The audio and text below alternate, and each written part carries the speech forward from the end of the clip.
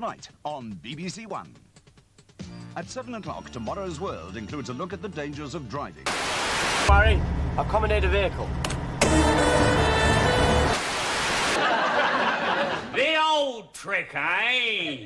Eat the telly before I get a chance to nick you. It's a toaster. Dalek, you have been defeated. Surrender. You have failed. Insufficient data. Nazi ain't got no humanity. They're the foot soldiers of a Jew-hating, mass-murdering maniac, and they need to be destroyed. That's why any and every sumbitch we find wearing a Nazi uniform, they're gonna die.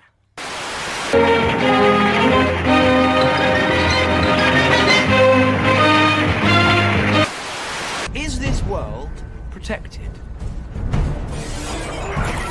But you're not the first lot to have come here. Oh, there have been so many. And what you've got to ask is, what happened to them?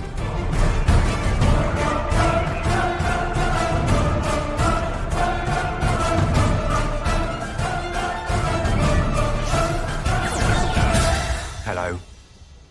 I'm the doctor. Yes, indeed, ladies and yes, good evening, good morning. I hope you're doing well wherever you are in the world. I'm like, the more I look at that, that cozy moments of the 11th hour, I went, that is just one of the best heights of Doctor Who. I'm enjoying one of the best heights of Doctor Who right now with season 13. I'm really, oh man, am I enjoying that. It's fantastic. And Mid-Journey Doctor Who did some great new effects. So I'm in the middle of when I get a new Blu-ray set, I always rip them to a hard drive. In fact, I bet I want to get a new hard drive, like about 3 Tetra hard drive, and just have it as my backup Doctor Who hard drive, or maybe I think you can only get them in 2 or 4s, right? I'll get my backup Doctor Who drive, and you know what? There's a 4K Battlestar Galactica out there. Maybe that will fit on as well. Right, that'll be a good hard drive to have. Because if this hard drive fails, I'm going to be bummed. Man, maybe we should just get another hard drive to clone this one. I don't know, because it's got all my stuff on it. Oh, no, it's generally speaking awesome. Yeah, wait. Is there anything that I can't show? Let me have that's the first thing.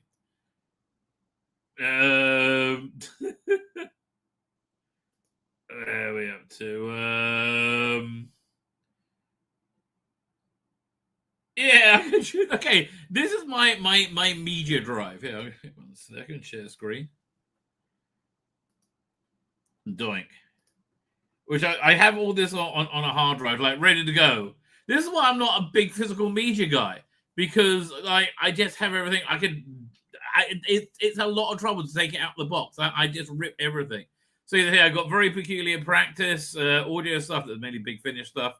Babylon 5, Barry, a great show. Batman the Animated Series, Battlestar Galactica. Billy Connolly does. I never finished watching that show, but I enjoy it. Blake 7, Bulwark Empire, Brave New World, fan-freaking-tastic. Oh, Callan. Do I have the entire run of Callan up there? Or just let's have a look. Is it going to tell me? Or do I have none on there? I know. Creature Commander, maybe I haven't none. Oh, no, there you go. Yeah, no, I got the full run. My mistake.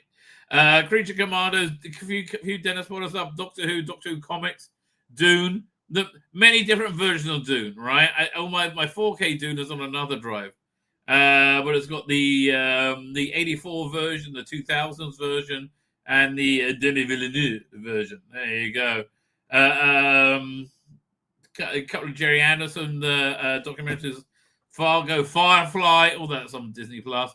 Futurama, all that's on Disney. Ghost Stories for Christmas. Oh, they're gonna. I watch these every year. Absolutely watch those every year. Gordon Ramsay also has some Christmas stuff on.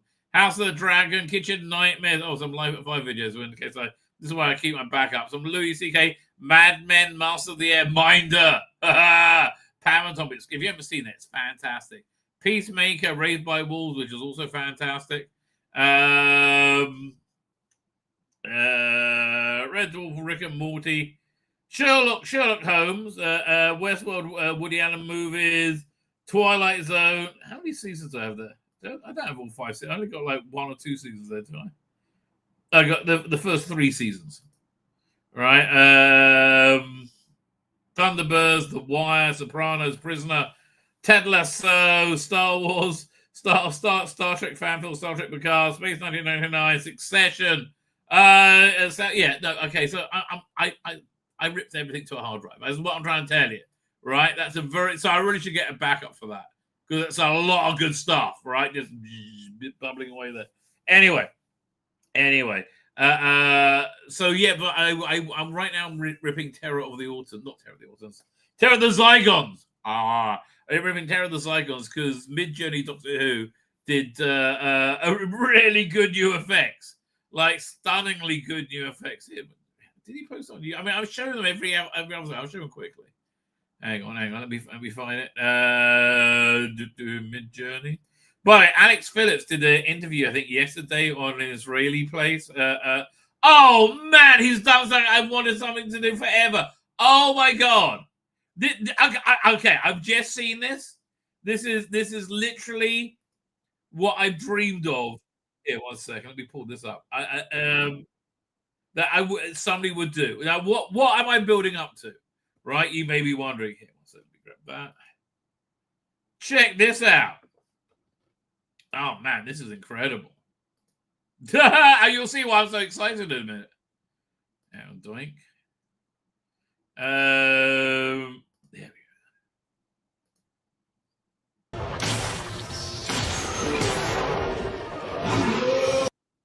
Okay, if you can fix a Merker attack, all right, you can change that whole story.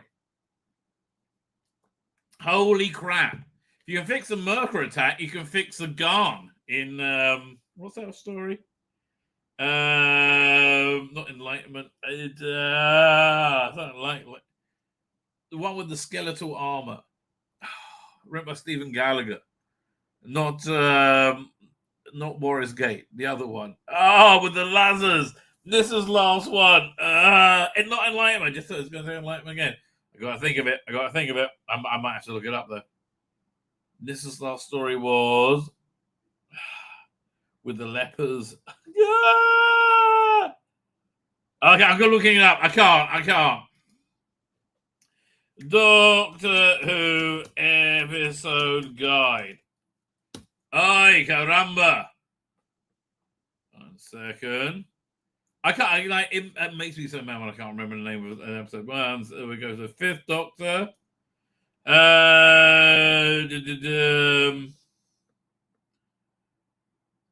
Terminus. There you go. Oh, that was genuinely. I mean, let's look at that again. It's incredible. Oh, mate, you go for it, Mid-Journey Doctor Who. That's incredible. I'm really, really psyched for that.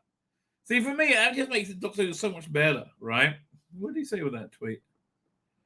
Merker attack. Oh, yeah, so here's his new effects he did for comparing to the original effects for Terror of the not Terror of the Vervoids, Terror of the Zygons. Let Zygons be Zygons, baby. That's what I say.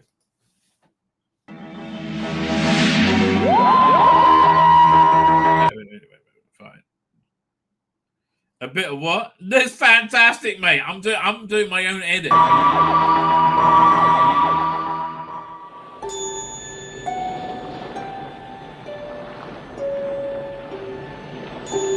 Yeah, it's just cool. I think I like the new versions a lot more. Now, here's the question though. Like, if I'm going to do an edit with these new effects, would I also re-edit it to be like a movie-length version? Like, because I prefer that right now. I'll give it a pre-title teaser sequence, right? Oh, the internet's looking dodgy. Would I do that? I think I would actually. Right, so I'll do this bit first, but then I wouldn't go right after it starts attacking.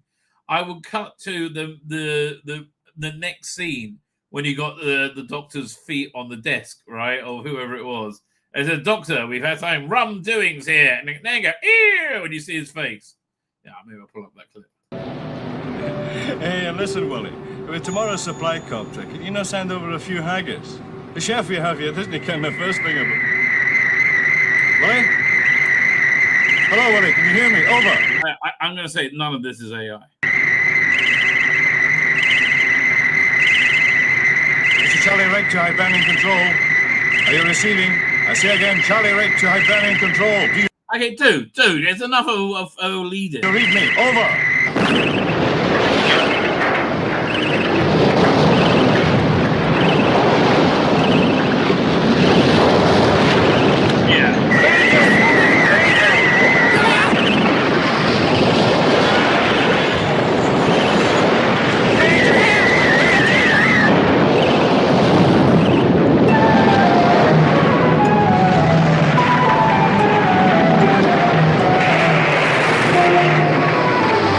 So you would normally think you do the titles. I would wait till the next scene. I think I haven't seen it for a while. I have to. Do you have a playable version on Terror of the Zygons one here? Let's find out, ladies and gentlemen. Let's find out. Where is it? Where is it? Go back to that hard drive again. That's where I'm going. Doctor Who, Full Doctor. Terror of the Zygons. Okay. Oh, it says it will play. Let's see. Right, so you get that pre-title sequence, right? Or whatever. Oh, no. I'm thinking of Seeds of Doom. Maybe do it there. No, you really got to do it here. Right.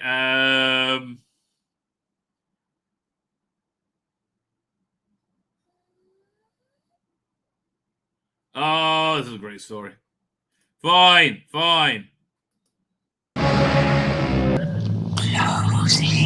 Man, I really got Caesar Doom and Terror of the Zygons totally mixed up there.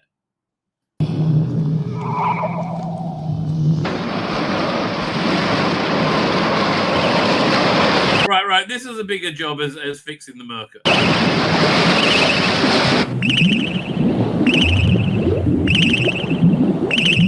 It's a win, baby. Oh, yeah. Say again. Observe.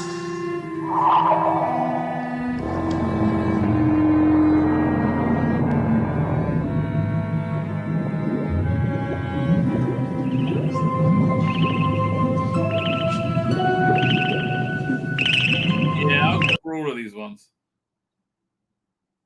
We've got great spaceship. Oh, yeah, look at that one. Hang on. Destroy him at once. Oh, I didn't see that one. Spaceship taking up from the water. Let's have a look.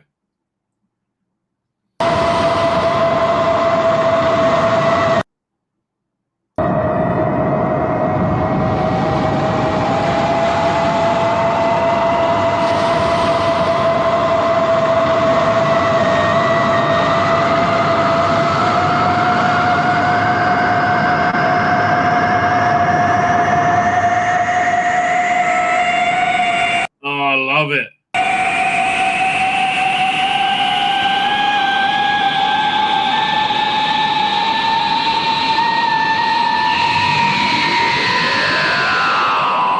Yeah, again, I know, for me, it's about enjoying the story the most. But weird thing, if it's something that was like not a long running show like Doctor Who with 60 years more, you know, like Box of Delights, I want to keep those original effects. I don't want to see new effects there.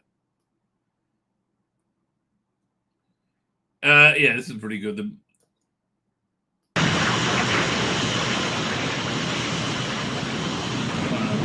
It blowing up.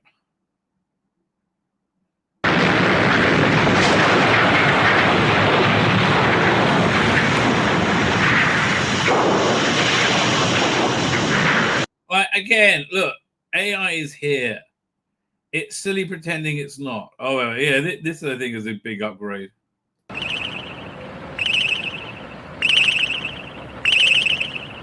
Yeah, I'm sorry.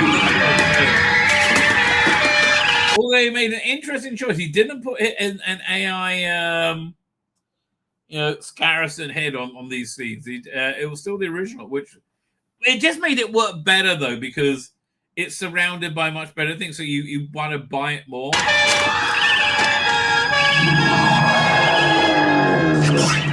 Fetch it! Fetch it!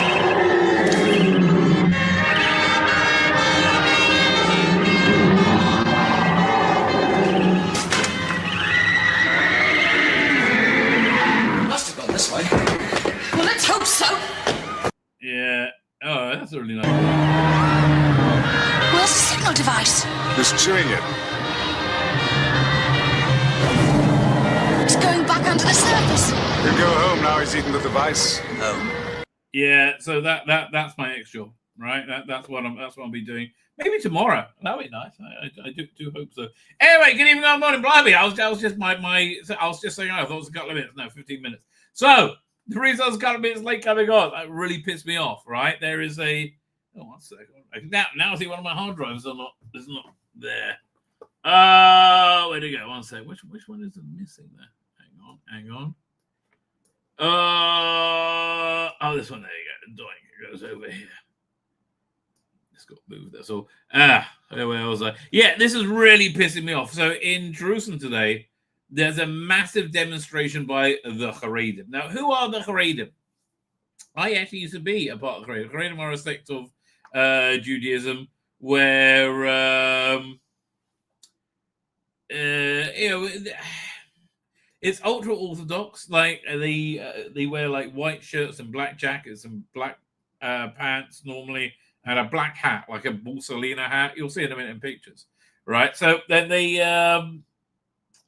it's a weird community. They're ultra orthodox, and I've known a lot of very, very good, Haredim. So, but like this issue that's really driving a wedge through the country right now is, it's so transparently, to me anyway, so transparently a desperate attempt to keep a grip on power, right? And then for the leaders of their community. So essentially, they don't go to the army. You have an exemption if you go to rabbinical seminary, right? Which they all do. Now, trouble is that also if you don't do that on national service, it means you can't join the workforce. So they all live in absolute poverty, and they do. It's terrible. They live in poverty, and they are supported by the government, right? And so.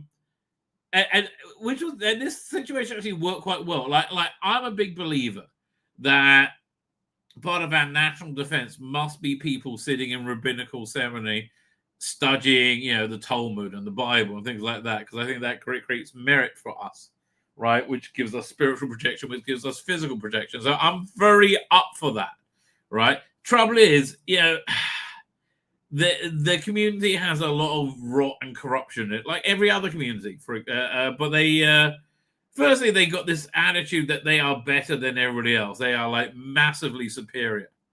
And so I was having a back and forth on a WhatsApp group about it. The people I went to rabbinical ceremony with, and the mildest criticism, they freaked out, right? They start, so they're doing it for national service, and they say they're very anti-army. They say the army is an absolutely not kosher environment, and no religious person go there. Trouble is, my kids are religious. They went to the army, right? Sometimes it's hard, right? My son sat in a tank, bored out of his mind on a Sabbath in Gaza while his friends played on the phone, right? But he wouldn't do it because it's Sabbath, right? So the trouble is the crazy world, they discourage any interaction with people outside it, because almost always they stop being crazy at that point. Like I remember, when I at the tail end of me living in the world, which was just after I got married, and the social order is not good. Kids are like tearing away all the time. It's not great. And so somebody had this idea of starting a woodwork group for like the kids who were like, running wild, right? So they can do something with their hands because there's no TV, or anything like that in the ultra orthodox world, that Haredi world. And then it got stopped by the rabbis because they said, God forbid, they may find out they like doing woodwork more than they do like studying the Torah, studying the Bible, right? And then they'll stop. I mean, like, so and it's created I would say a growing and very sick society. My wife's solution is actually, I think, a very good one. She wants to do a thing where, look, they're paid pittance, right? These for people who are studying in rabbinical ceremony, right? They're really paid pittance. She would like to see them paid a lot more, like a really good salary, but there'd be a lot less of them, right? So only the people who are really serious about it, because a lot of them use it as a skive and they're lazy, right? And that's really the point. So over the last few years, like 10 years, there's been a growing resentment towards them for not doing army or national service while taking. And at the same time, just having complete and total disdain for everybody else. It's really, and I know it sounds incredible, but it really is true. You know how people think Jews are all super arrogant, and they're not entirely wrong, right? They look down on everyone. Well, these are the Jews, right? So there's a big thing going on right now. They're having their army exemptions removed, and that might well be going down, right? So they're freaking out. So there's a big demo today. And look, this story will tell you everything you need to know. And I used to be part of this community, right? I know a lot of good people in there. So like here they are. They had this massive demonstration. Here they are coming into Jerusalem, like lots.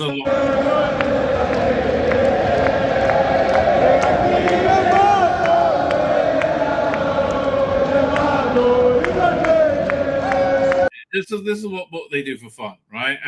It really is. Singing. Also, they believe they're on some kind of holy quest because they think we are Nazis who want to tear their Judaism away from them.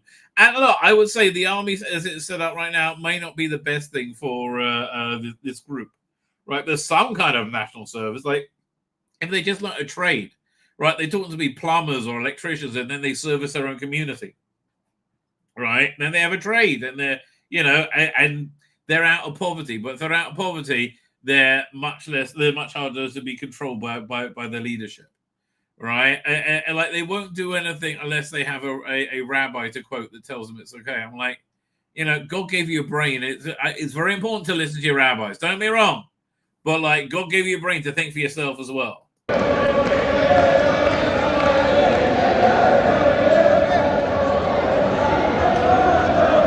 But this was early. Then more came. Doink. I mean, like, look how many of them. This is just ridiculous. Okay. Then more came.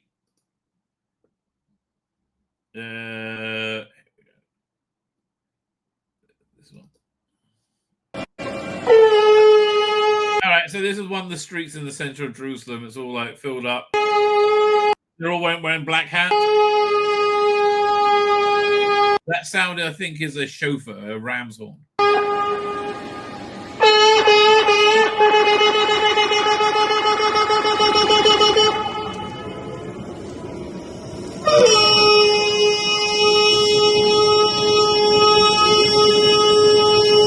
I mean, if this happens, it is the end of their way of life. Like, they what they are talking about is cutting off any benefits from anybody who doesn't do any form of national service to them and their families, right? And that's the point.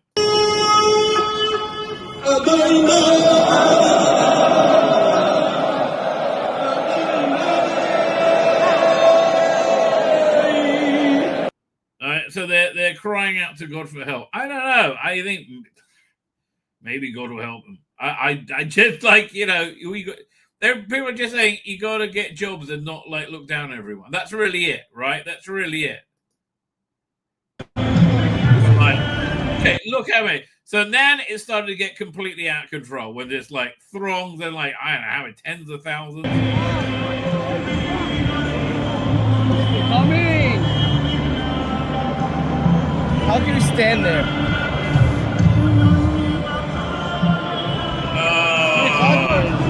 This is why I'm glad I don't live in Jerusalem.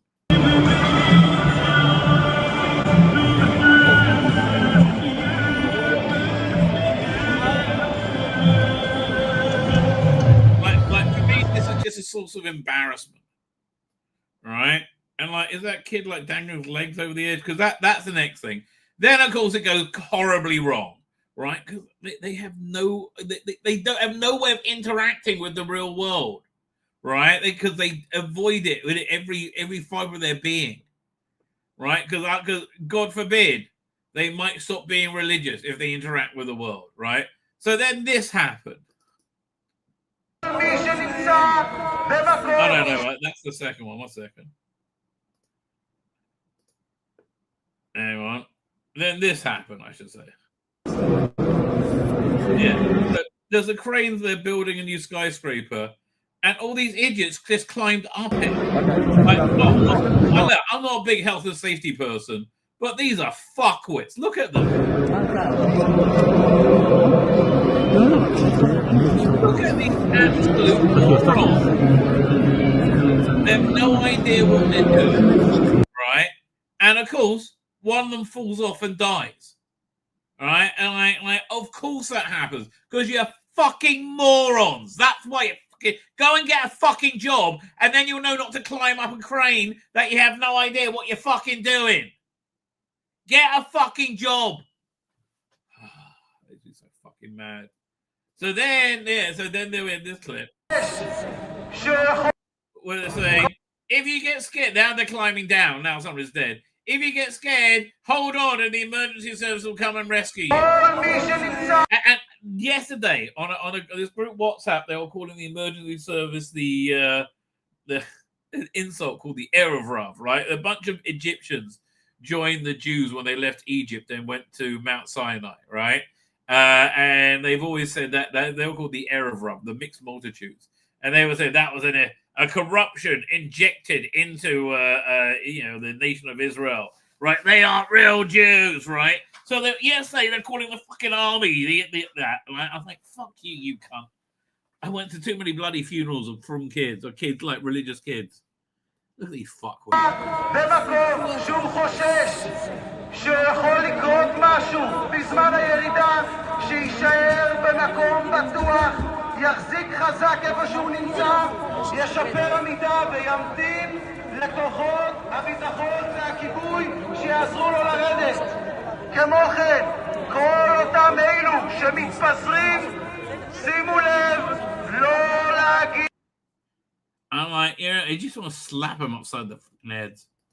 Oh, and then to cap it off, they don't go home, and so they got to bring out the water cannons to get rid of them. How about this? When the police tell you get out the fucking way, get out the fucking way and go fucking home. Again, only people who don't have to work for a living don't understand this, right? And don't be wrong. Again, as I said in the intro of this, I'm a big believer in there should be, a group of people highly paid by the government to study, to be religious, right? But these kids, their lives are being ruined by being kept out the workforce, and they're being lied to, telling them they're doing something virtuous when they're not, right? But people can be convinced of anything. It's just insane.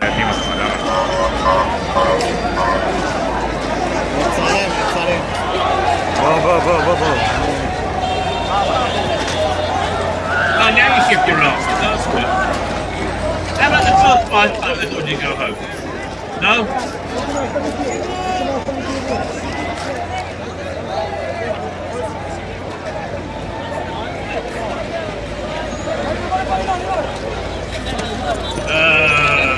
I mean, listen.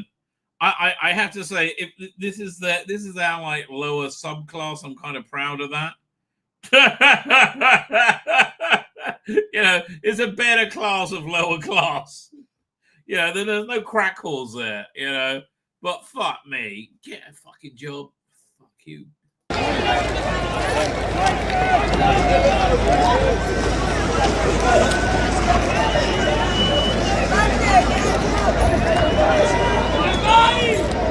Now again, also look, the Israeli police, they do know how to be tough.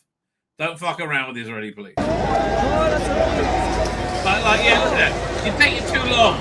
Look. Get a fucking move on.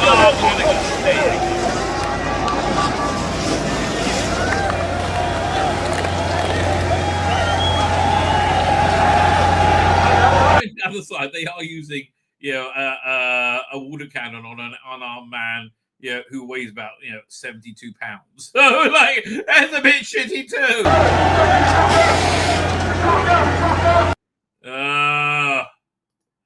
So yeah, I am irked about that, ladies and gentlemen. I am irked about that. Well, it's just some of the Halloween fun that we know and love. Anyway, with that, let's get to the chat. I think we covered quite a lot. We did quite a bit of Doctor Who stuff, and we talked weird rabbi stuff. Where's that thumbnail? Did I move it? Did I move that thumbnail? Hang on. Maybe I did. Let's have a look. Maybe it's in this folder. Oh yeah, I did. There you go. Doing. It's in the cloud. It's got a download. It's in the cloud, baby. Let me just press open. It will download all by itself. Is it going to open? I don't know. Oh, come on. Give me the thumbnail. It's a good one as well. Don't remember what it was, but pretty sure it's a good one. Where is it? Doing. It is downloading. There you go. 3/4 of the way there. I mean, it's like, what, a 50 meg file, really? There's the only drawback of having so much stuff on the cloud, right? By having a very cloud-based computer. Okay, is it playing now? Oh, yeah. Now it says I've got to play it again. Doink. There you go. A bit for other say-through action. Oh, yes. Now Russell's back. Maybe I can come back too, and he can unfuck my storyline. That storyline was so fucked, right? Oh my god, get Belinda home, and then no, let's just totally forget about Belinda. But I tell you, she works well on the thumbnails. Does Verada Sethu, right? Works very well on the thumbnails, very easy on the thumbnails.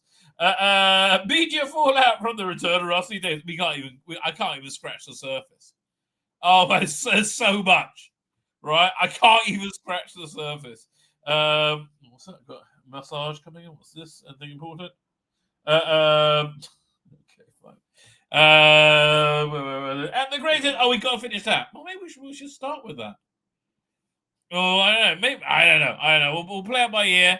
Let me know in the chat. Would you like to start with the Doctor Who media fallout, or we got 10 more of the James Bond pre-title sequences to rank, right? In our great ranking of them, right? Because I worked out that there is an appetite for James Bond content, which I put out on Saturday nights at I think at 5 now. It goes out.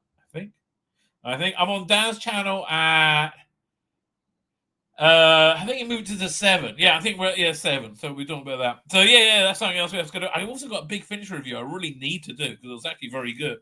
Right, I gave me a bit of hope for Big Finish, and then they took it away by this year's Paul Spragg. They do a free writing opportunity, short trip, whatever they call it. And this year it had to be a Jodie one.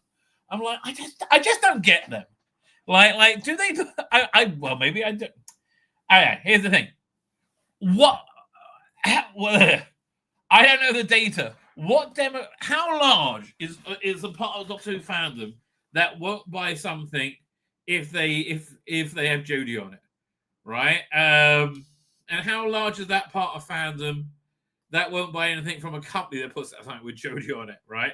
And how large is the part of fandom that will buy something because it has a picture of Jodie on it or because it's from a company? So I don't know the data, right? I don't know the data. I tend to believe, and I'm normally proved right, that it's a tiny minority that likes Jodie Whittaker, and they're just pissing away money. But they must have found a way to become profitable, even when they, disregard they disregard part of their client base. But trouble is, everybody works are as woke, and so the only client base they want are the woke. So I have to tell you, but they did actually put out a good release. So thankful for small mercies. That's what I can say. So OT's here doing OT starters. No, just OT. Okay, I really hate the way YouTube had changed it.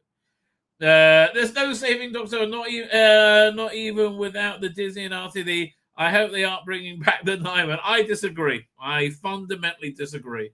I think there's Doctor Who is totally savable, right? Totally savable. All you need to do is do good Doctor Who, and people will like it. And don't worry so much about the baggage.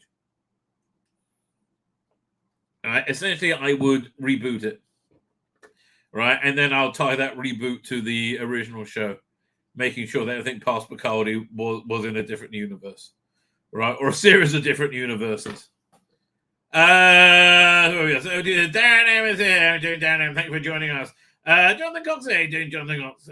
Also, thank you for joining us. There we go. Lonnie's here. Lonnie, mate, I need you to send me the link to the fan edit of Star Trek 5. Dr. Alex told me about it, and I really would like to see it, right? I am in need of that link, my good man. If you can send it to me, that'd be fan, that'd be double dozy. Seen a video going around recently. It says Archie Collin from New York, which made me wonder if Judaism in general has female rabbis. Not really. It depends. There's Orthodox Judaism, which is like traditional Judaism. There's Reform, which is it's not really Jewish. I mean, and if you're a Reform Jew, you're probably not Jewish, because Judaism comes through maternal patronage rather than paternal, right? And they deal with a paternal. They don't keep kosher. They don't keep Sabbath. They're the largest group of Jews and the fastest shrinking group, right? I think, yeah. And then you got like the conservative group, which is somewhere in the middle. But in England, mostly, I don't know. When I was growing up, most people went to like the Orthodox synagogue, but weren't religious, right? That was the normal Jew. But yeah, no, not normally not. I mean, there are it's called rabbinate and Rebbitzins, but they mainly talk to women, right? They mainly teach to women. There's a few like very, very good ones that are good, right? So, but in terms of like being a like a pulpit rabbi, no, right? Generally speaking, not. David Milling is here. David Milling.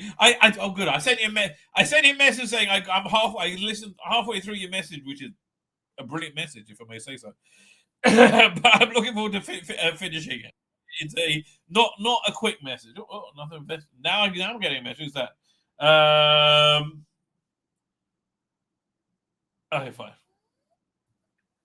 And we'll irrelevant mention. At D-V5N. Devon, maybe? I don't know. What's your favorite adaptation of Frankenstein? Good question, sir. Very good question. I remember there was a cartoon one which was quite good. Up until now, I would say the Robert De Niro one is excellent. I like Nick Briggs's audio one. I'm very much looking forward to the new one, the Guillermo del Toro's one. I think that's going to be the ultimate adaptation, right? I really do. I'd love to get myself a copy of Bernie Wrightson's Frankenstein, which is just beautiful, right? Absolutely. Let's look at a picture of it. He's a famous comic book artist. He did Swamp Thing. Bernie, was it Wrightson's Frank? Oh, here it comes right up. Yeah, I mean, the art book on these things is just stunning. And copy image address. Doink. Oh, yeah, here we go. Okay, but Rada, you look good, but we'll be back for you in a minute, darling, okay? We'll be back for you in a minute, I promise. Like, this is the page of one of his illustrations from his Illustrated Frankenstein. Just we can zoom in. I just look at it. It's look how gorgeous it is. Oh my god! Right, the picture of the monster is, I think, very, very accurate. So I feel like the Guillermo del Toro one's going to be very much like this, right? But the Big Finish one is actually very good, I have to say. Yeah, okay. I would love to get a copy of that. I think it's out of print, sadly.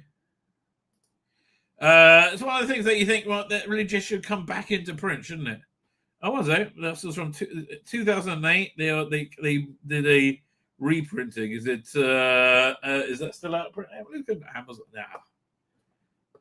And it's got a hardcover. Man, I would love to get a copy of that. See, here's the thing. When you see something and you want it, and if you can afford it, you should really buy it, right? There's a few things I really regret not buying. There was a great life-size model of the City of Candle. Like about, it was big. It was about, well over a foot. I should have bought that. There was also, in the same scale, a life-size Green Lantern. Oh, I would have loved to have those. Again, I really regret. And there was one of the Sentinels from the Matrix. I remember when they came. I should have bought that. Never mind. What can you? But again, let that be a lesson to you. If you see something you can afford it, you should really buy it. In my opinion, Matt Smith seems to make me realize how poisonous modern gender wokeism is. I had absolutely no problem with Liz 10 being black, but now I know. I saw something being interviewed on Judy Hartler Brewer today saying that the whole transgenderism thing is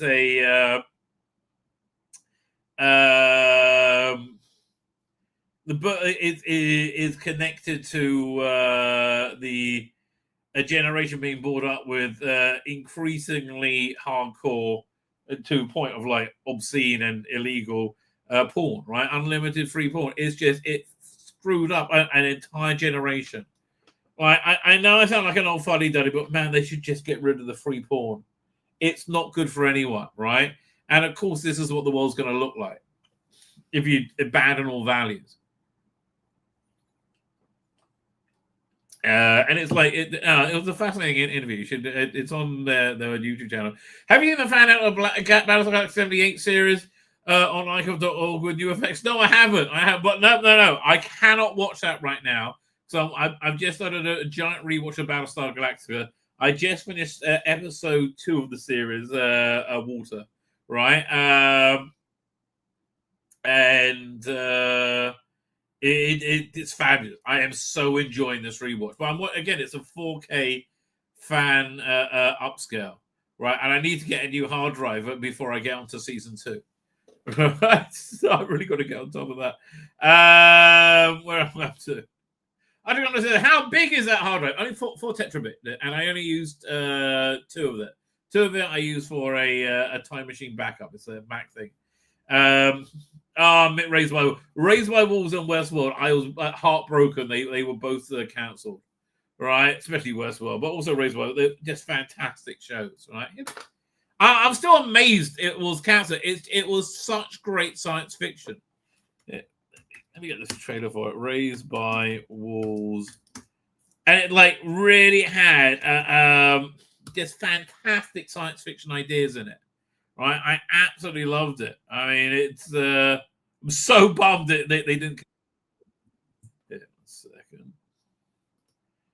Doink. As it had this like weird theology going all the way through it. It was really bizarre. Let me find this. The over here, and the pilot was directed by Ridley Scott, I believe.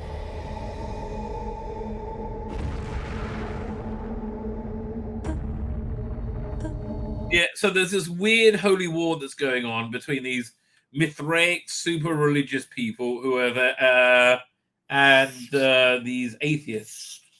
And essentially, it destroys the world, and they have these terrifying battle robots that like fly, and they like emotionless, and they like kill hundreds of thousands of people by screaming. The new world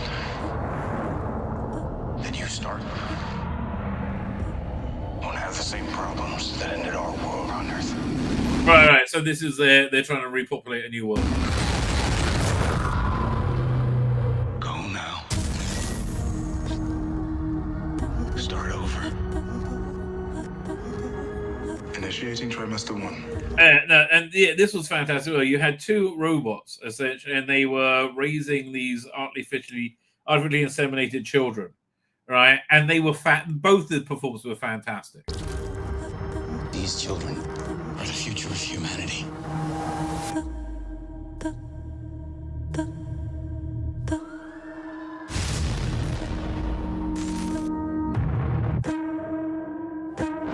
You will raise these children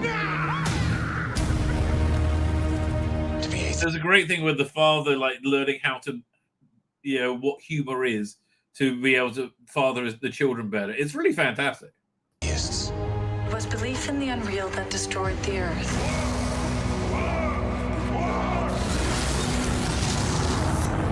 Our enemies built an ark, which is now headed here. The only known planet where humans can survive. And should the Mithraik's ark ever make it here, you will not listen to their words. They believe that allowing androids to raise human children is a sin. Oh, such a great show. We must rescue our stolen children. Do not tell them what I am. I want to talk to you. Without the android for a sec. She's not an android. Yes, she is.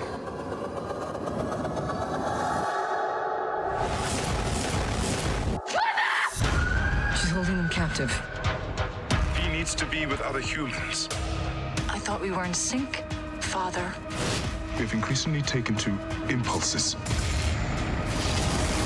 How many people did you kill on Earth, Mother? You are all my children. I mean, I honestly, I really like good science fiction, right? I gotta have some good science fiction, right? That's why I did the rewatch of Westworld. That's why I'm watching Battlestar Galactica. It just breaks my heart. This and it was such a interesting world they created, and there was another 2 or 3 seasons in it at least. I'm only here to protect you.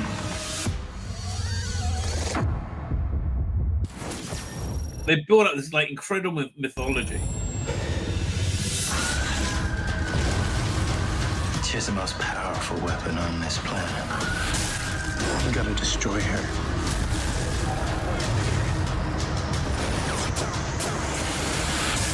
What do you want? I want my children to be safe.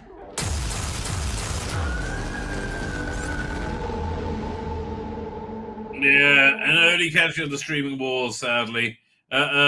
Just like you were, Verada, just like you. Terminus, thank you. Me not being able to remember it. Every screaming Terminus. And that was when we lost the Rabbi down a rabbit hole. Yes. But like, honestly, wouldn't you like the Gunn to be redone like that? Please. Catherine Fears here, doing Catherine 3. As in Paul Toseland. DB Strawberry's here, doing DB Strawberry. Thank you for joining us. The word is trousers. I don't know what I'm saying. But okay. Unless, of course, you did mean pants. And they don't well. Yes, I've been very Americanized. They say tomato a lot as well. At from the Planet says, Archie Collin, come to think of it, from a religious worldview like yours, religious study may count as national service, and service does, after all, guarantee citizenship. Well, they're all citizens. And they sponge enough off the state. Shit, tears off headphones. Oh, what did I do? I'm terribly sorry. Are these a group that spit at Christians? Probably. They're an embarrassment wherever they go. Yeah, probably, almost certainly. You got 2 bad groups of Jews. You have this, and you have the Hilltop Youth, the ultra orthodox religious Zionist Hilltop Youth. Both of which are generally speaking assholes. The Hilltop Youth is more, I think, of an invention. The Kratom really are assholes.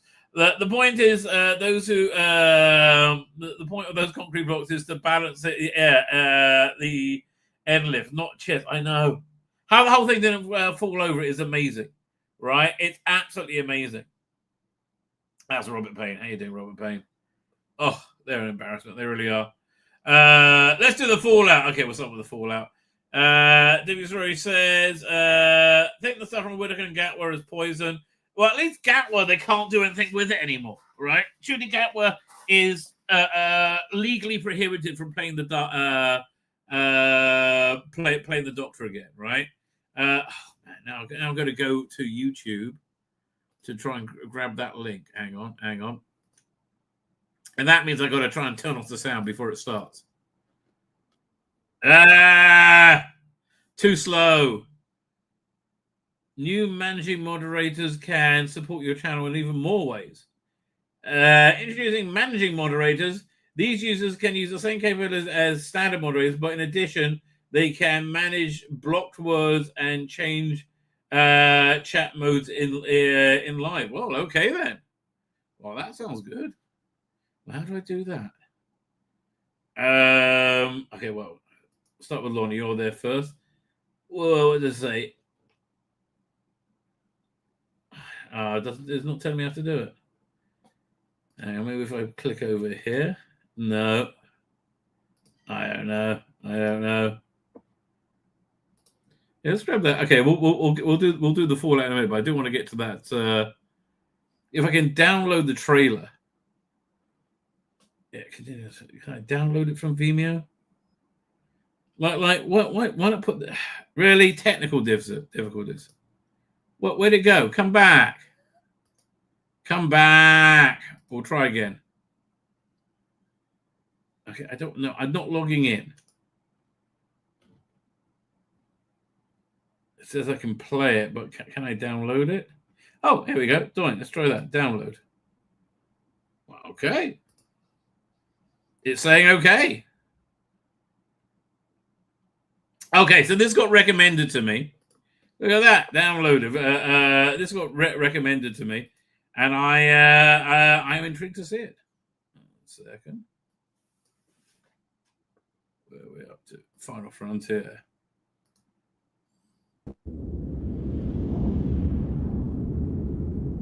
Good old Bionic Bob.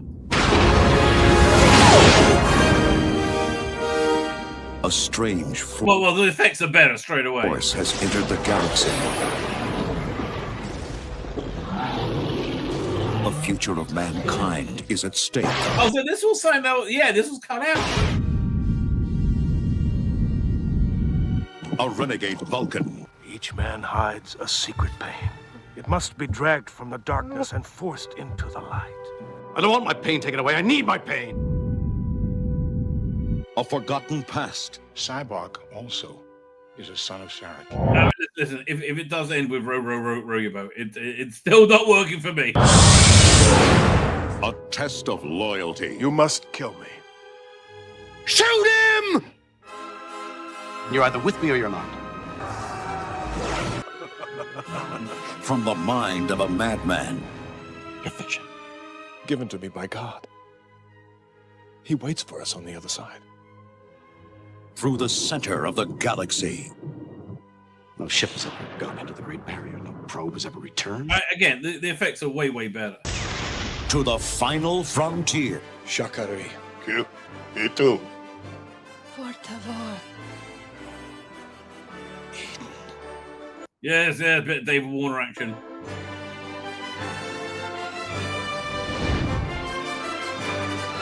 Oh, waiting on it. I will check that out. Star Trek V, The Final Frontier.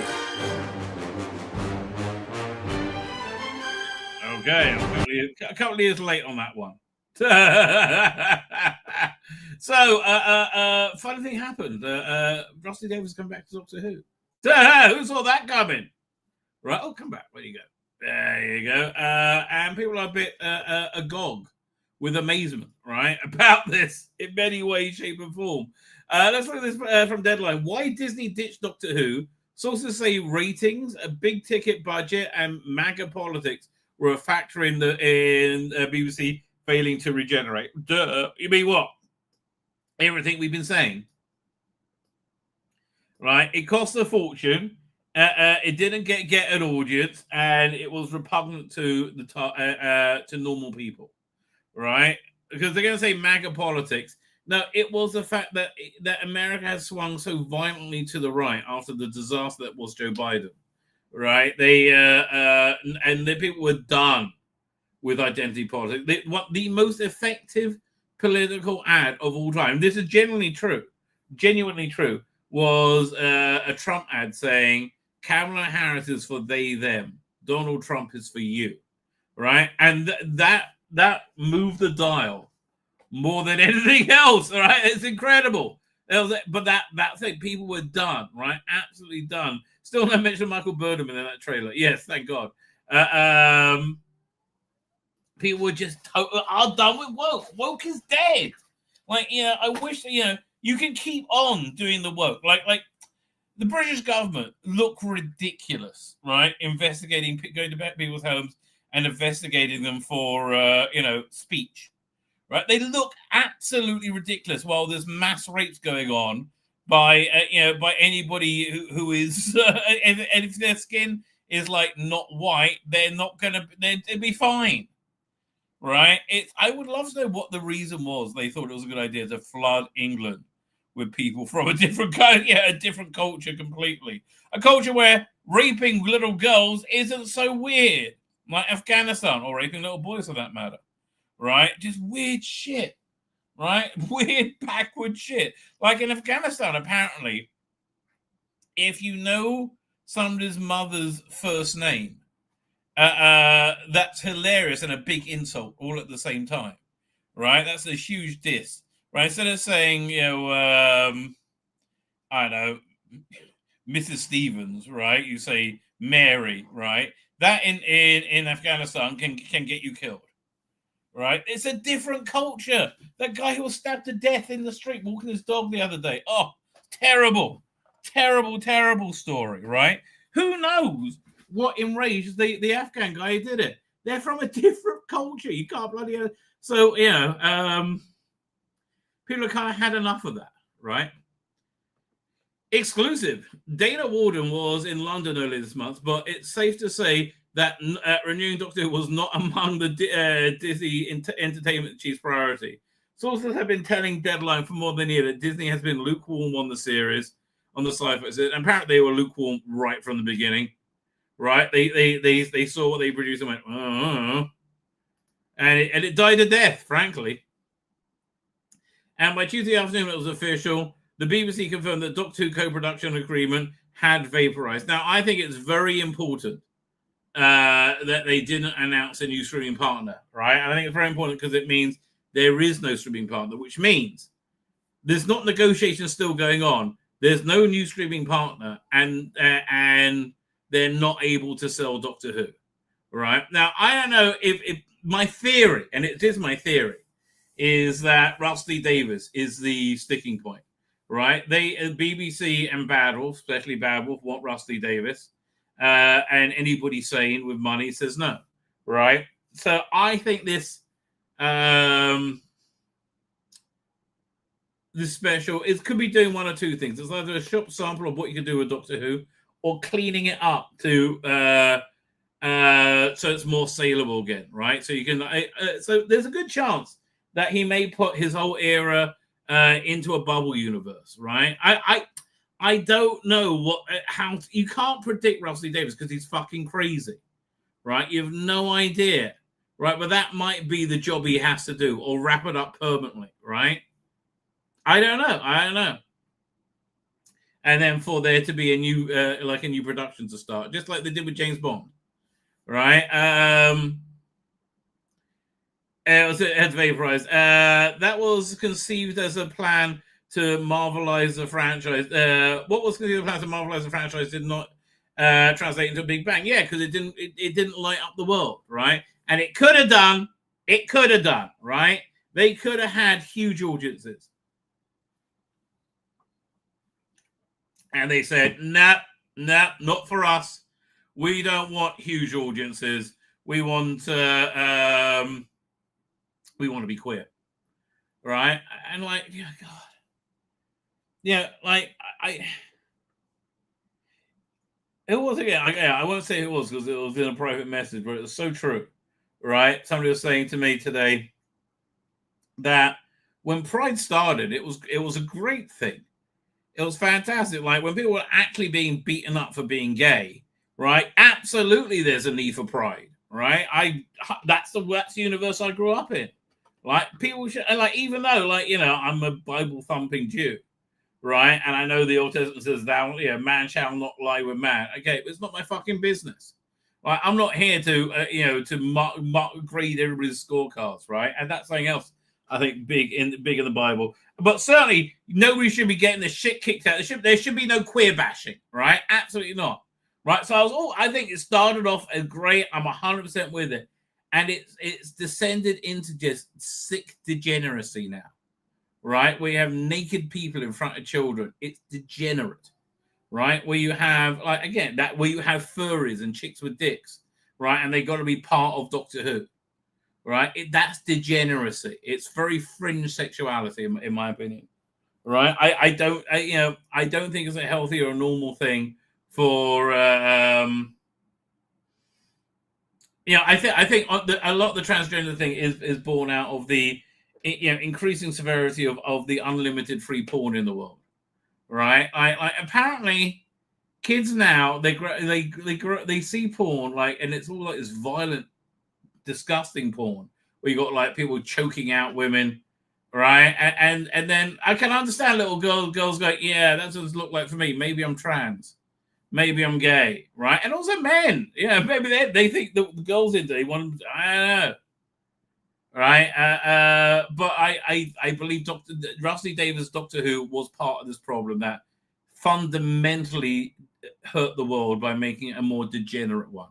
Yeah, I felt his Doctor Who was degenerate. I mean, having Jinx Monsoon in it, and the week he was announced, he was on a podcast saying he randomly met somebody in a gay club. And they fucked each other, and he lost a condom up his ass. Right? I don't want to know what consenting adults do in private is fine. I don't want to know what goes on in a gay club bathroom.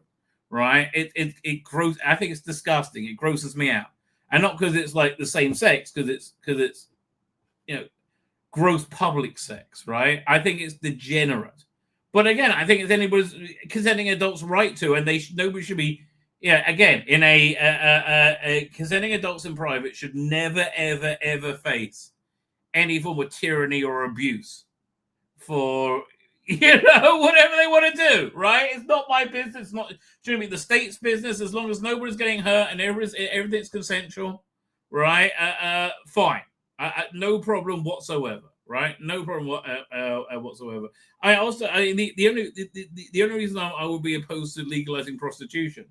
Because, again, that seems like consensual sex because it's very easily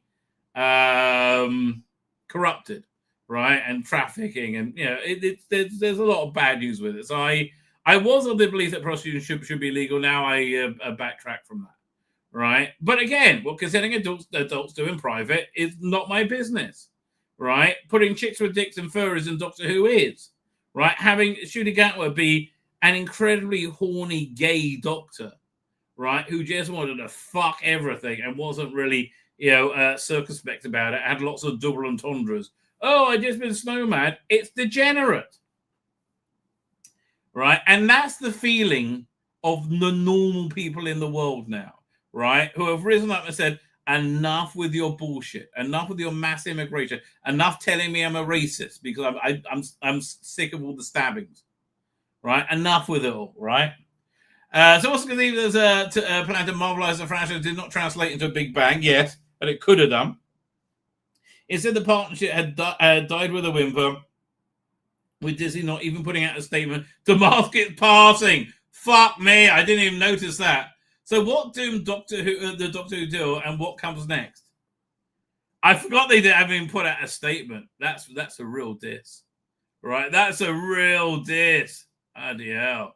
No, and again, the way it could have been good is just by being Doctor Who, right? Being fun, exciting, silly, being Doctor Who, scary, right? Not being a soapboard for the queer world. Soapbox.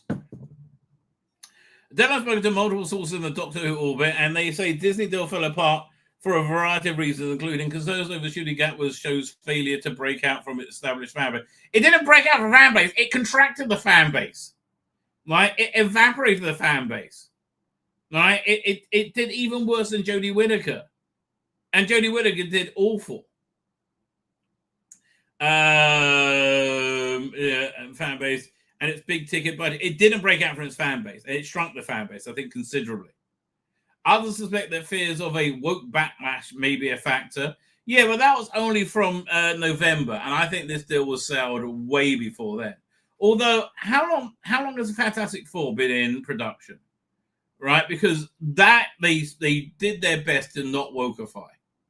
Right, that was a hard, and even though they put Pedro Pascal in it, right, and it really, I think that really killed the movie. It was studiously not woke, right? And woke. Yeah, Star Trek: Strange New Worlds, not woke. I mean, it looks like Star Trek Starfleet Academy, woke as fuck. But like, what can you do, right? And it's going to be, nobody's going to watch it, and if they do, it's just going to take the piss out of it.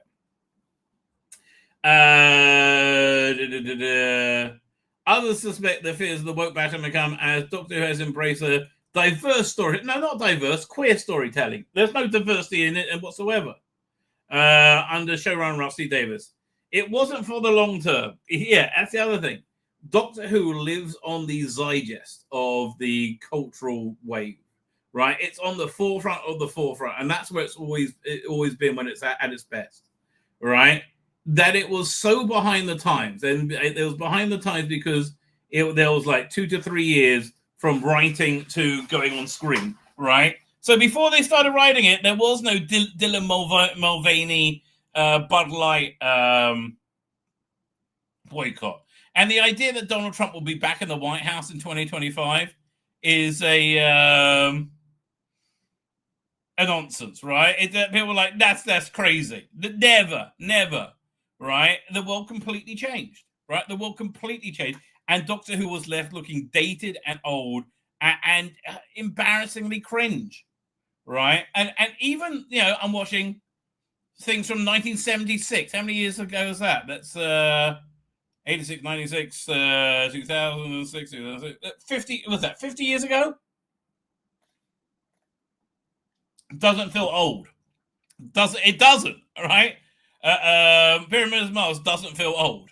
It's well written TV, right? That keeps you watching, and you don't look at your phone. It's just well put together TV. Whereas Church on Ruby Road as Space Babies seem crushingly old, right? Was it Star Beast? Well, again, Beat the Meat was great. Fantastically realized. It was so old. It was creaking. All right? And that's why it died. Because it tried to be contemporary and without understanding what contemporary was. Plus, Russell Davis had gone fucking insane. Absolutely batshit bonkers. Oh, look. People are saying I'm a Nazi because I'm a chick with a dick. It was pretty out early on that it wasn't for the long term, says the former Disney executive. Everyone got the impression that it wasn't doing what it needed to do on Disney Plus to be sustained. Yeah, nobody's interested in your queer fucking Doctor Who. You loved, you thought, what's name? Rogue will be so great. Oh, let's put the Doctor in stockings. Yes, Queen Slate. Yeah, nobody's fucking interested. And that's not saying let's make concentration camps for gay people. No, they're two very different statements. Queer Doctor Who's a bad idea. Concentration camps for gay people is a worse idea, right? I'll agree with that. And I'm not saying there shouldn't be gay people on TV. Just like, well, Doctor Who wasn't gay or straight. It was for everyone. Oh, man. And again, I say the same thing to Big Finish. Like how much does it reduce their audience to embrace the Jodie era, and how much does it? How much would it reduce the Jodie audience to? It reduces their audience to, if not ignore the Jodie era, cauterize it from the rest of Doctor Who. Right, that would be a good idea for them. We're about to. To be saying another person close to Doctor Who adds. The writing had been the wall for ages. There had been a complete lack of enthusiasm over at Disney. Yeah, because it wasn't a success. It's that fucking simple. It wasn't a success. And that's the only thing that matters. And we kept telling it wouldn't be. I mean, like, honestly, Russell, had you employed me as an advisor, I would have told you, you're out your fucking mind, mate. Shruti Gatwa, no. Jigs Monsoon, no. Yasmin Finney, no. And that's October 2022. Disney agreed to co-produce Doctor Who was inked at the height of the streaming wars, just a week before Bob Iger walked back into the building and started scaling back the spending. It was held from a time when the unprecedented pact to bring together two giants of entertainment, but the ex-Disney insider said they soon detected regret at spending so much on Doctor Who. The budget was somewhere between £6 million, that's $8.5 million, to £8 million per episode, we understand, putting the value at £168 million pounds. So, okay, so for that, that's what do we do the math on that? Hang on. So, how many episodes do they get for that? There's 25. 8, 16, 17, 18 with the Christmas specials. And the 18, 19, 20, 21 for the David Tennant one. 25. Right, it's 25. So 8 times 25 equals... This is 200 million, not 168. I don't understand. Oh, if that's 6 million each, I think that's must be 6 times 25. So okay, they're saying somewhere in the 168. We understand. Put the value to as much as 168 million. Okay. The former House of Mouth employee notes a lack of marketing firepower behind the brand. Nowhere near the might of brands like Marvel or Star Wars. Well, yeah, you know, it could have had, right? And this was, I think if it was better, Disney would have got behind it more. But it was just shit. And look, that's how shit it was.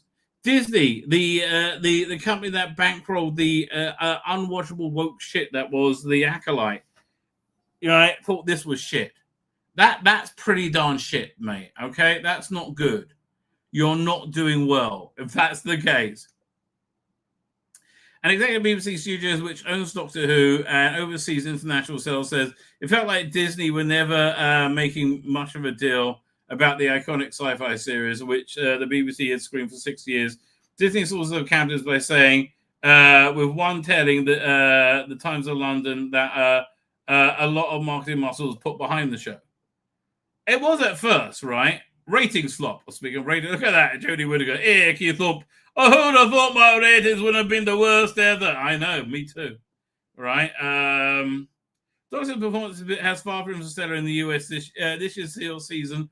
Failed to register on the Nielsen or the Illuminati's streaming starts. Meanwhile, Entertainment Strategy Guys blog branded Doctor Who's debut on Disney as one of the flops of 2024. Yes. It was also there was also a serious lack of buzz around the series. I think Space Babies, they looked at it, what is this shit that we put into? That which only managed one primetime Emmy nomination for outstanding choreography for a scripted show, and I don't think even won that, did it? That's for the incredibly shit idea. There's always a twist at the end, right? And it's funny when Doctor was doing well, and that Russell Davies going to be coy and wink to camera. And, oh, yes, we're going to do a Beatles show without any Beatles songs, right? But Russell, you can't bring it, mate. That's the trouble. On BBC, it's seen an alarming drop in viewing figures. Season 15 averaged 3.8 million viewers, according to the 28-day figure, and I call bullshit on that. Really, I do. This represents a decline of 1 million for the prior season, right? Season, the first starring Shooty Gatwa, produced by Jane Tranter's Bad Wolf. Both Gatwa seasons were down, and Jodie's concluded in 5.2 million. Again, bullshit.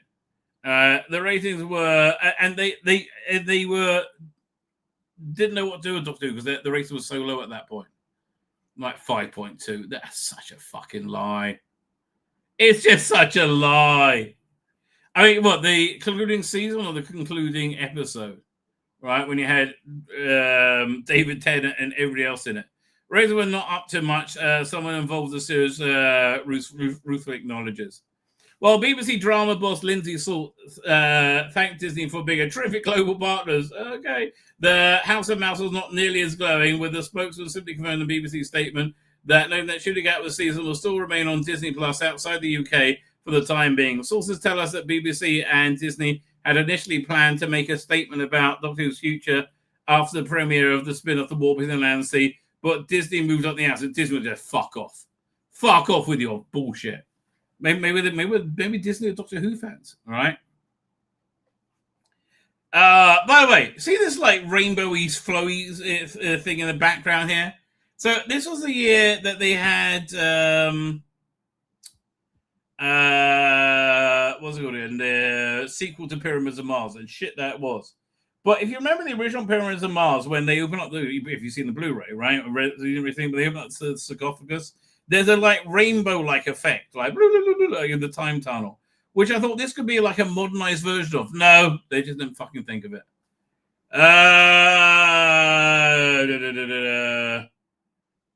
Gatwa's experience felt somewhat fraught. Wait. Jordan says, no, I skipped a bunch of.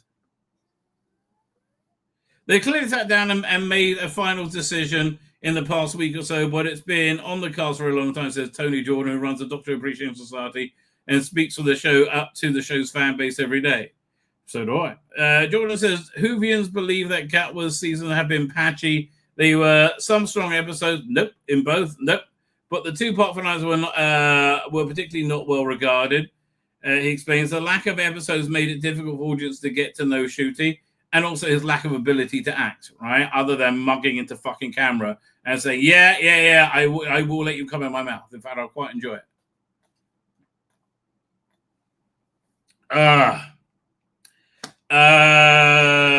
To really develop the storylines. Gatwa's experiment felt somewhat fraught.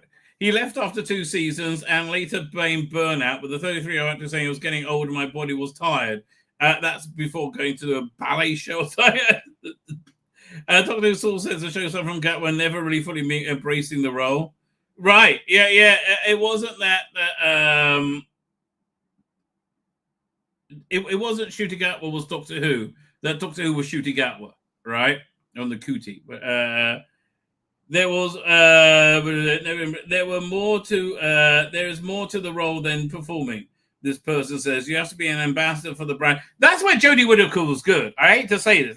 This is one of the real tragedies.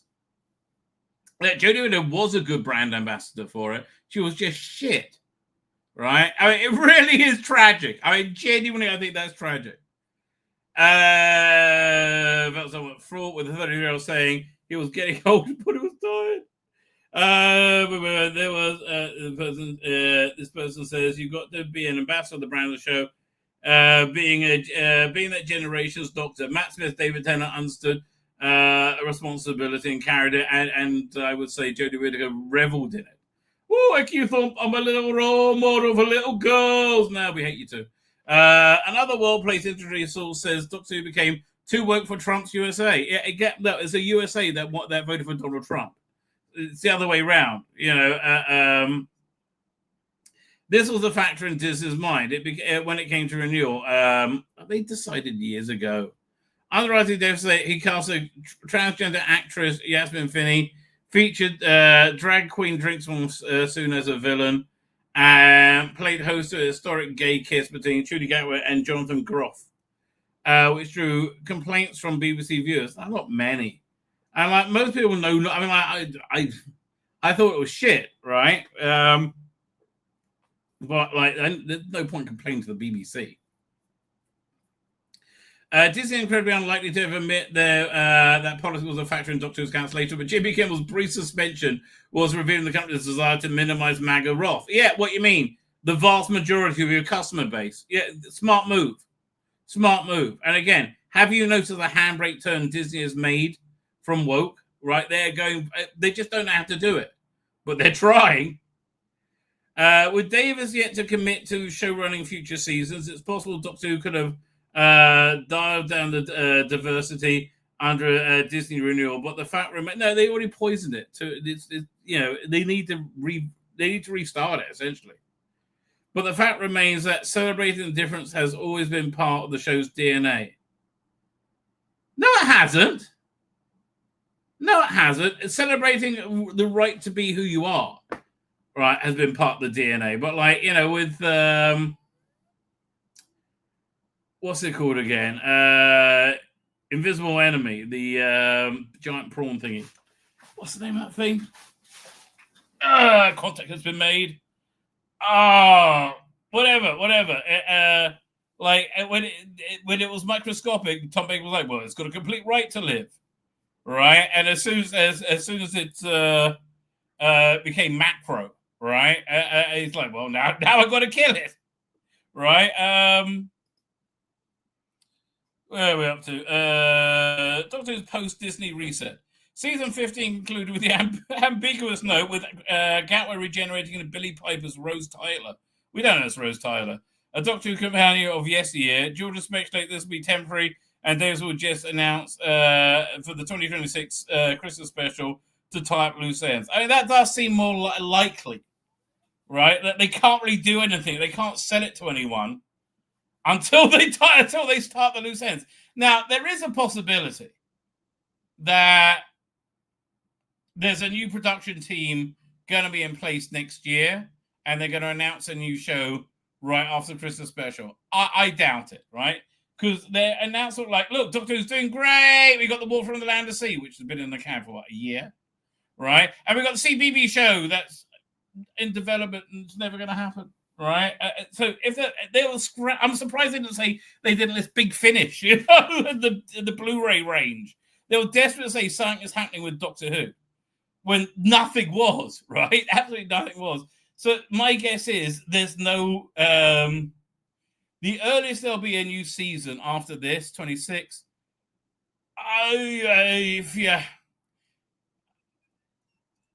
2027 seems too soon. 2028. I mean, it could be Christmas 2028. And that's when, or even, you know what? I would say probably 2029 when Bad Wolf is no longer involved in it. Right? That's when Bad Wolf's contract is up. I don't know. Beyond that, Jordan thinks fresh blood might be required. Fresh blood's required now. Nothing says Russell will be the showrunner 27 onwards. No, he's just a writer. It might just be time for a new showrunner to take it forward. So I think that's what they want. Committing a Christmas special that's still 15 months away buys the BBC time to ponder on how. That's exactly what's going on. I bet that's right. How to push on now that the hefty chunk of the Doctor Who budget. It can reset and buy everyone to and buys everyone time to make decisions. Was how it was characterized by someone close to the series. Okay, well, that's interesting. It's basically buying time to work out what to do next. Well, that isn't, and it looks like it's just going to wrap everything up. The former Disney exec. See, I always thought Russell Davies wouldn't do that because he was so pissed off that it didn't work. Right? It was like Colin Baker coming back for a four part to regenerate in. Right? I'm surprised he did it, but maybe he feels like a responsibility. I can. It's fucking crazy. I have no idea what's going on in his mind.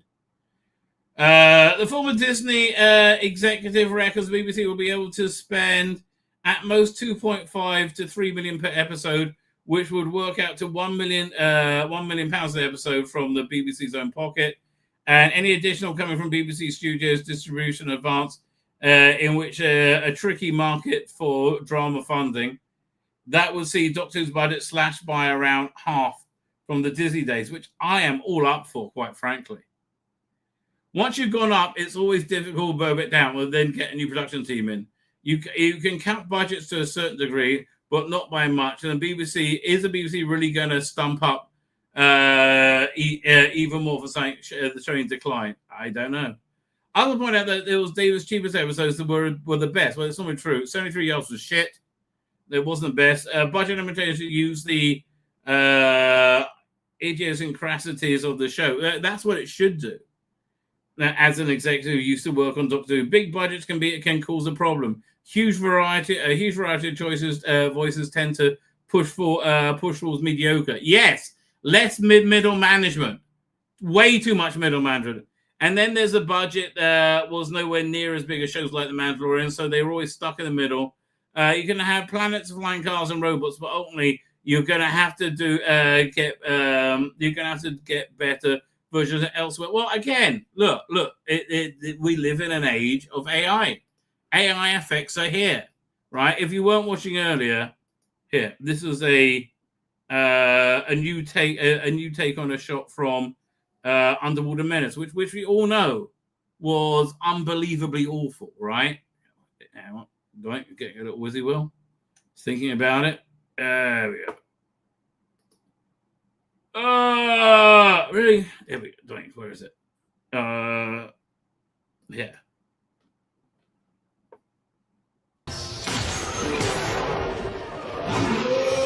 Right? Massively superior, right? And I think you could. This is the way effects work should work. I mean, that you don't need an effects budget anymore, or your effects budget is slashed by 75%. I mean, that's just where it is now. Finding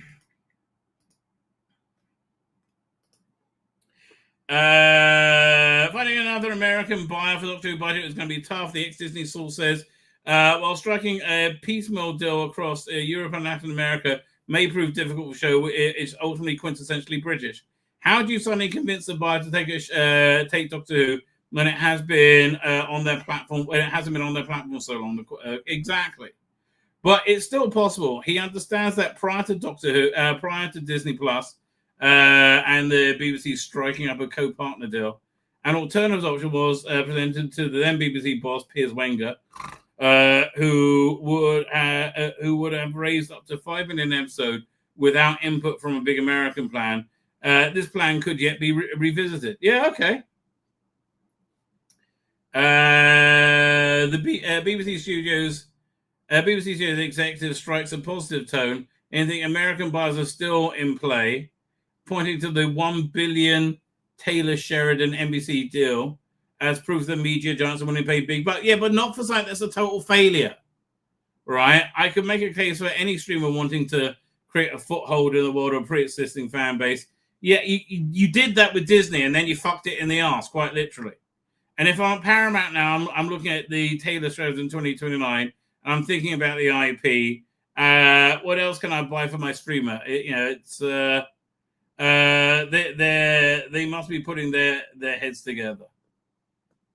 Okay. Coincidentally, Doctor Who's first 13 season have been recently come off HBO Max in the US, meaning a deal could be done for the entire series. And our BBC Studios argues that Disney's indifference towards Doctor Who may prove to be a blessing in disguise. I don't think in the States there's any real association with Doctor Who and Disney, except for the fact for the past 2 seasons we're on Disney Plus. We're talking about this show that has relaunched many times and shown up many different places. Salt the BBC drama boss also gestured to the timeless quality of the show, reassuring fans that TARDIS remains at the heart of the BBC. Okay, so this is a treading water move, right? This is which is why they could stump up the money. Yeah, so the BBC is treading water. Essentially, they don't really need to announce anything till 2027 now. All right, to maintain, and that might just be we're doing another Christmas special in 2028, right? It could go like Only Fools and Horses. They've done Christmas specials every year. All right, did they? Well, let's have a look. 1 second. Only Fools and Horses episode guide. Yeah, I'm sure they missed some years.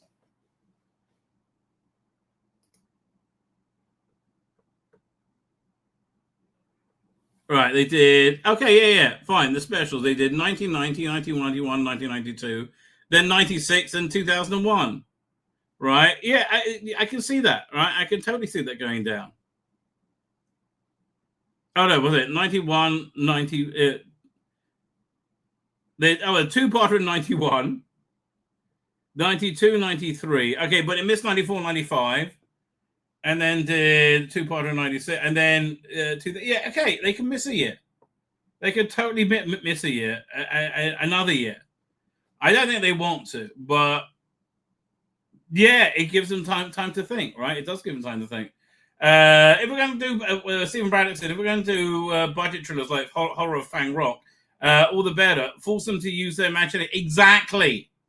Right? You're exactly right there, Stephen Braddock, right? With less budget, it's the stories are important. Yeah, they forgot about that, right? Archer Collins says, the problem is when you try to make something for everyone, it can't work because there are people are different. What they mean is for anyone who is interested. But no, it was more for people. It was more for Rusty Davis and the queer audience, right? And that's not good. Fine. I got so much more stuff to get to, and I don't have time. I will have to do this next time. Look at this. Doctor Who in Disney was a disaster waiting to happen. We got to go over this article, right? Thankfully, I've already printed it out. Fine. Come on a second. Let us. Where's the thing I had? Oh, there we go. Share screen. Now, if you recall last stream, we were on a hunt to find the best James Bond gun barrel sequences, pre-title sequence. I have to make a correction here. I had Spectre way too high up, right? Because they have that great car chase at the beginning before the gun barrel sequence. But most of the good bit of the car chase happen after the gun barrel sequence. So I'm putting that way further down, right? I'm putting that because there's just really not much there. What's the Octopussy one again? I remember it being. Oh yeah, okay, that was pretty bad. That was cringe. Okay, let's go put this over here. Fine. So the next one is. Shall we start with? Let's start from now. Let's start from the beginning, right? Let's start from Dr. No, because we have 10 to go through. And again, I haven't watched most of these movies for years. Although again, it's kind of etched onto my soul. As is right and proper. So I kind of know them off the top of my head. As I recall, the Doctor No one was clunky, but also it had all the DNA there. Let's have a look, see what happened to the Doctor No one. We can't. We have to do it through stills. Well, there's no gun barrel sequence?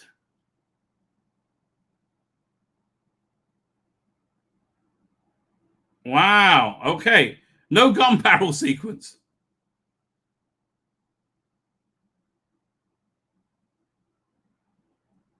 Wow. Hang on one second. Now I just got I got to double check this. I have a reference. I'll Google it. Oop. Hang on. There you go. Let's have a look. Was there a pre-titles scene in Doctor No? No. Okay. So Doctor No, you don't even not in the running, mate. You're not in the running. Okay, so I guess that's from Russia with Love, which is one of my all-time favorites. Russia with Love is one of the best Bond movies. It really is. Really, man, they put that out. Doctor No 62. This came out in 63. They must have done back-to-back production. 62, 63, 64, 65. Man, they must have been back-to-back productions. I love they shot things so much quicker then. Oh, this was a great one. This was a fantastic one. Right? This was James Bond's like in this guard and he gets killed. Right? It turns out to be a Spectre training ground, right? And you set up the villain, and he kills James Bond.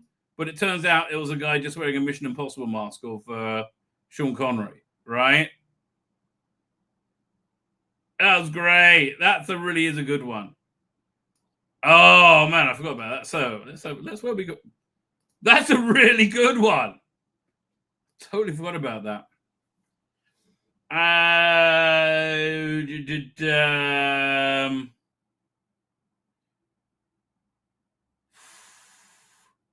I'm putting that right after GoldenEye. From Russia with Love. I mean, you had the epic scope of the GoldenEye bungee jump and running off the plane, right? Okay, so next is it Goldfinger next? Let's have a look. Goldfinger.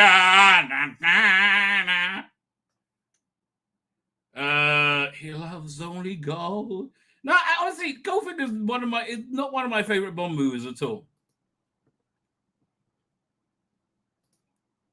Have a look. Oh, this was okay. This one was very similar to the pre-titles, the first action sequence in True Lies, just done 30 years earlier, right? He is Bond infiltrating. He swims in, all right, and doing all this covert stuff. Here he comes in with the duck on his head. So he breaks in and I love this. Right, he pulls out, gets the explosives out. This was a really good one, right? And then he changes it. He flips his wetsuit round. He's wearing his white tuxedo, right? Bit of suave belly dancing. Oh, this is a great one. I mean, this is really good one. And then he ends up killing the person in the bathtub with a what's it called again? With a light. Okay, that's a fucking good one.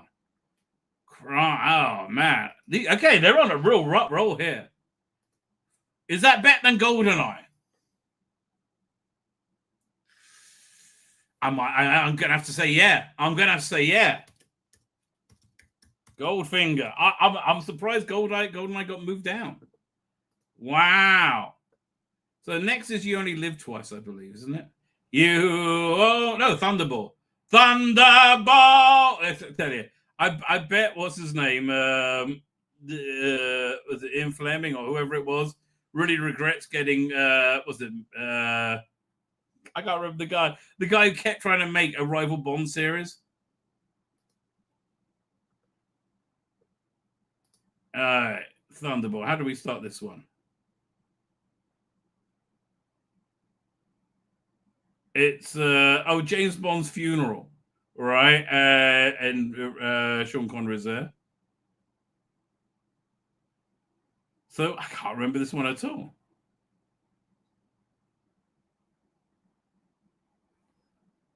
I have literally no memory of it.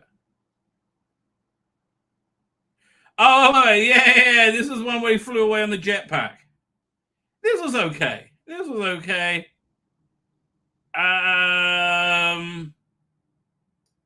It's very much in the template of a good pre-title sequence, right?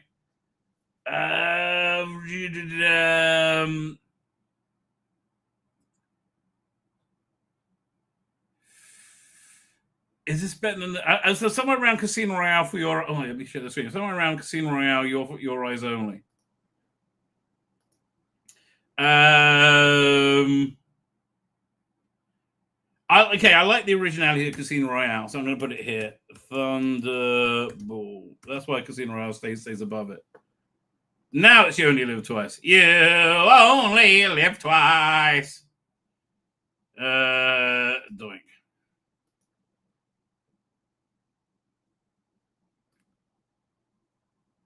Oh yeah, this is the one where they have the. This was really cutting edge, because this was what year was it? 1960. So this was really because there were people really coming up to the. They're working on getting to the moon at that point. They were still a couple of years away, but it was very cutting edge. The whole space race, and then you had the satellite stolen. I think this was Moonraker, wasn't it? The actual story of Moonraker. Dun dun dun dun. It's a bit Austin Powers, but that was cool how they cut off the astronaut. He went flying off into space, right?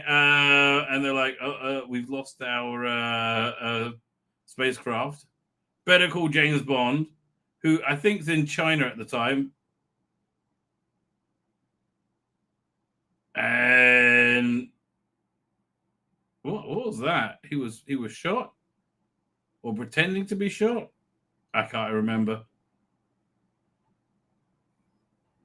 He turns back up pretty soon thereafter.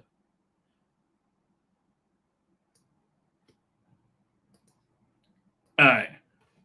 So where am I putting that one? See, that one again, it's okay, but it's very much in the James Bond realm. It's still, I think Thunderball was better. I'm going to also put You Only Live Twice.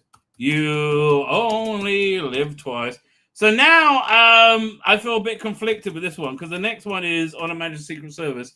And I felt the only good bit of this one, it gets really dull, was the pre-title sequence. Like,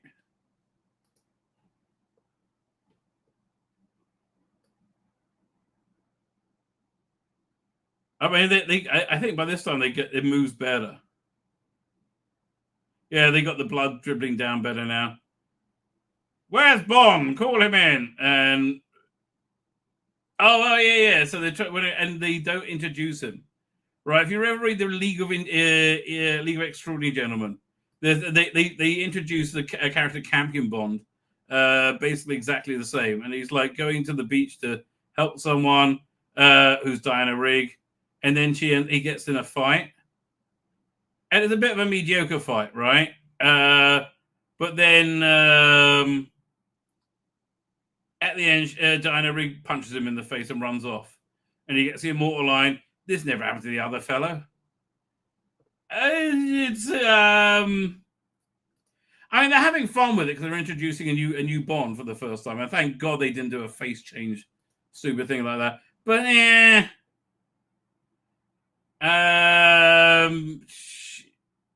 honestly, it goes over here. They're on a bit of a decline at this point. On Her Majesty's Secret Service. So then, and I think the biggest problem was that the Brocklers really didn't like, on a personal level, George Lazenby. I think he was fine as Bond, right? He didn't have Connery's burning charisma, right? He was fine as Bond, but that it was I think he probably could have. They just didn't like him, but they begged Sean Connery to come back, right, for one movie. And I still think. Oops, sorry. I still think. Hang on.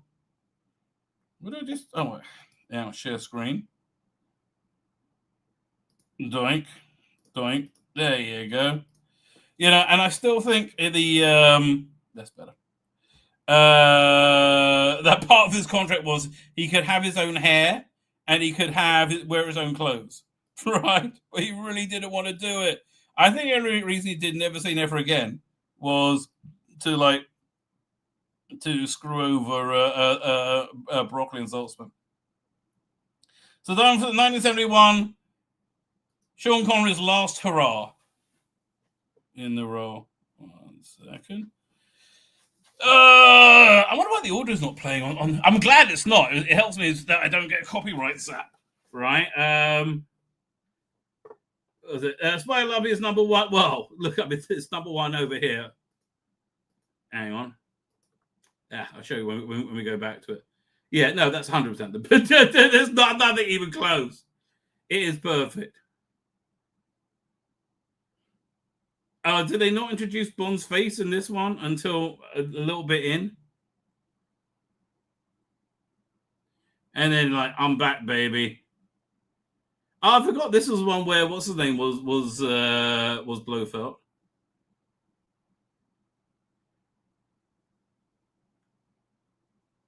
All right, this was about Bond trying to find him.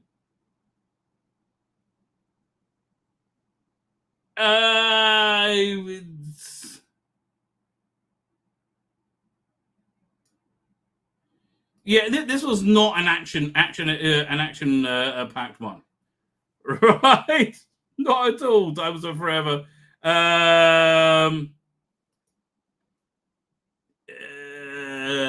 Yeah, it's going to be quite low down. Quantum of Solace.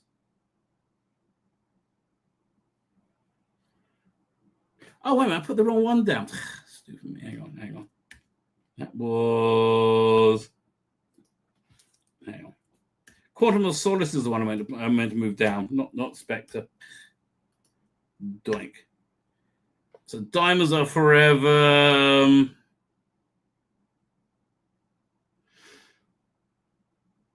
Okay, fine. You know what? That's Spyfall's actually pretty good as well. Moonraker's better. Okay, View to a Kill. It's better than View to a Kill, but that's not really saying much.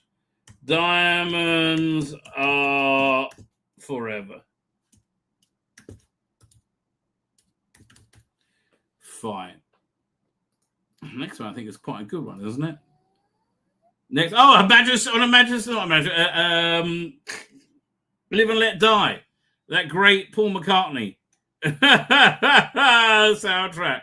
Live and Let Die. Here we go. Live and Let Die.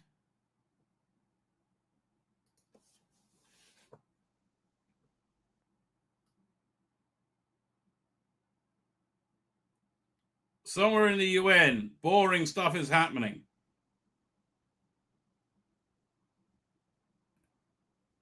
They kill the UN delegates. And then you get the great jazz funeral. Oh, this is great. I forgot about this one. It's 007 or 8 or something. Right? He gets knifed. Right? And they put the coffin over him. And they carry on doing the Dixieland funeral. Then you get all the voodoo stuff. I mean, it's a bit Bond light, but it has Jane Seymour in it. What's going on there?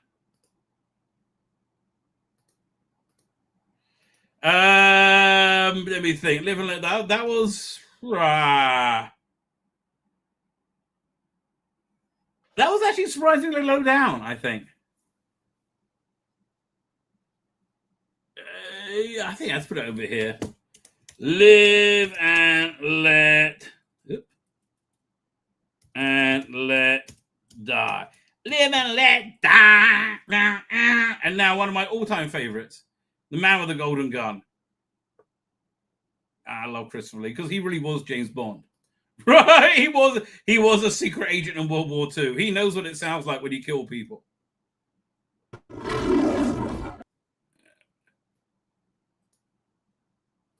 Oh, Scaramanga has the 3 nipples. They set that up pretty early. And they got tattoo in it as well. They play. There's a great docudrama on HBO starring the bloke from Game of Thrones, Lannister, the small person, whatever his name was. So, all right. So this guy is lured there to battle the man with the golden gun, right? And you get this nice big trippy opening. And it's a whole thing to he's obsessed with James Bond, and it's basically just practice. And then he's like, but now I'm gonna kill James Bond.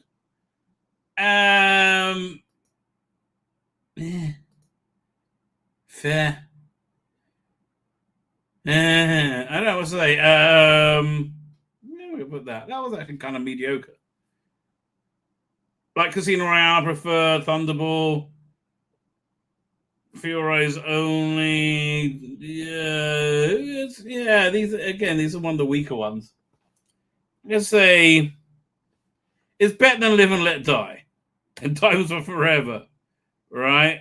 The Man with the Golden Gun.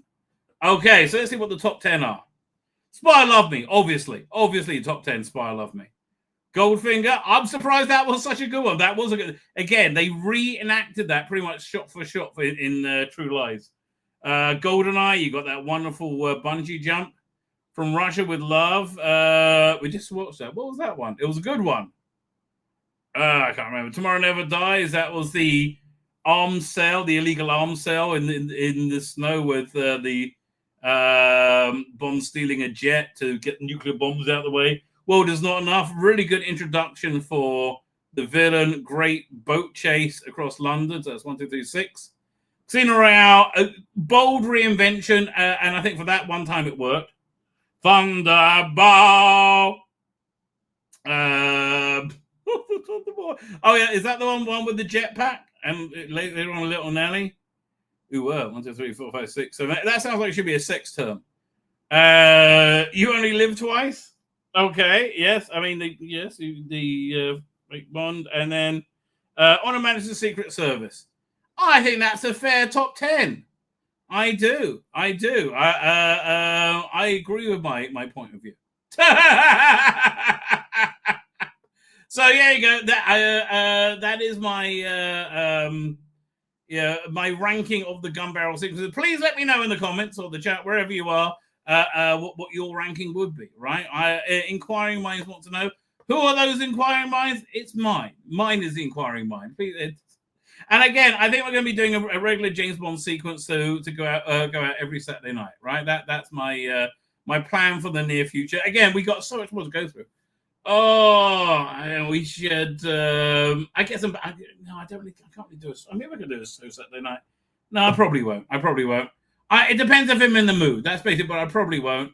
As I say, because I'm on Dan show. But yeah, we got a lot of media stuff to go over. That Deadline article was fascinating, right? It was totally fascinating. Fine, with that, ladies and gentlemen, I'm going to head off. I think Dan's on in an hour and 10 minutes. He was feeling poorly, but I think the stream must go on.